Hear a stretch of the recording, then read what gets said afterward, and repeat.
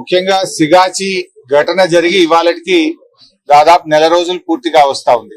చనిపోయిన కుటుంబాలు వాళ్ళ నెల మాసికాన్ని జరుపుకుంటా ఉన్నారు. కానీ ఈ ప్రభుత్వం పూర్తిగా నిర్లక్ష్యం వహించి అసలు ఈ ఘటనను తూతూ మంత్రంగా ముగించే ప్రయత్నం చేస్తా ఉన్నారు. ముఖ్యమంత్రి గారు సంఘటన స్థలానికి వచ్చి ₹1 ఎక్స్గ్రేషియా ప్రకటించి వెళ్లారు. నెల రోజులైంది, ఒక్కరికి కూడా ₹1 రాలేదు. ఇక్కడ నెల రోజులైంది కదా, నెల రోజులైనా ఎందుకు పట్టించుకుంటలేవు మిస్టర్ రేవంత్ రెడ్డి?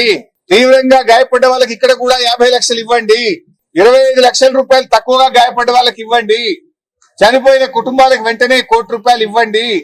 అసలు నువ్వు ఇస్తావా, కంపెనీ ఇస్తుందా, ఎవరిస్తారు, ఎప్పుడు ఇస్తారు, ఎన్ని రోజుల్లో ఇస్తారు? ఒక దశ దిశ లేకుండా పోయింది. ఎవరు పట్టించుకోరు, ముఖ్యమంత్రి పట్టించుకోడు, కార్మిక మంత్రి పట్టించుకోరు, ఎవరు కూడా పట్టించుకోక వాళ్ళు అనాథలైపోయినటువంటి పరిస్థితి ఏర్పడ్డది. కరోనా వచ్చినప్పుడు, కరోనా వస్తే మైగ్రెంట్ వర్కర్ల గురించి ఆనాడు కేసీఆర్ గారు పట్టించుకున్నారు.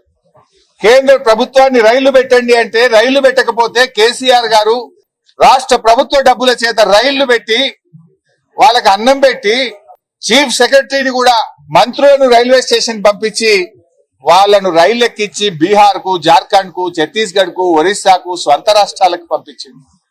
ఒక గొప్ప మాట చెప్పాడు KCR, they are also the partners. Hyderabad అభివృద్ధిలో వాళ్ళు భాగస్వాములు.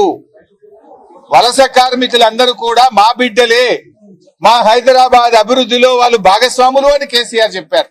కానీ నువ్వేం చేసినావు నాయన? నువ్వేం చేసినావు అంటే వాళ్ళను సన్ డ్రాప్ అని నూనె ఉంటది కదా, ఆ నూనె డబ్బాలలో ప్యాక్ చేసిండు శవాలను. సన్ డ్రాప్ నూనె డబ్బాలలో శవాల ముద్దలు వేసి ప్యాక్ చేసి వాళ్ళను డబ్బాలలో పెట్టి వాళ్ళ చేతికి ఇచ్చాడు. ఇవో నీ బాధ్యత ఇది. రాష్ట్రం పరువు పెంచేది, రాష్ట్ర ప్రతిష్ట పెంచేది, రాష్ట్ర గౌరవం పెంచేది ఇదేనా? డెడ్ బాడీలు పంపడానికి నీకు కట్టడబ్బలు దొరకలేదా? అట్టడబ్బలలో పెట్టి పంపుతావు. సన్ డ్రాప్ ఆయిల్ ముద్దలు పెట్టి పంపిస్తావు.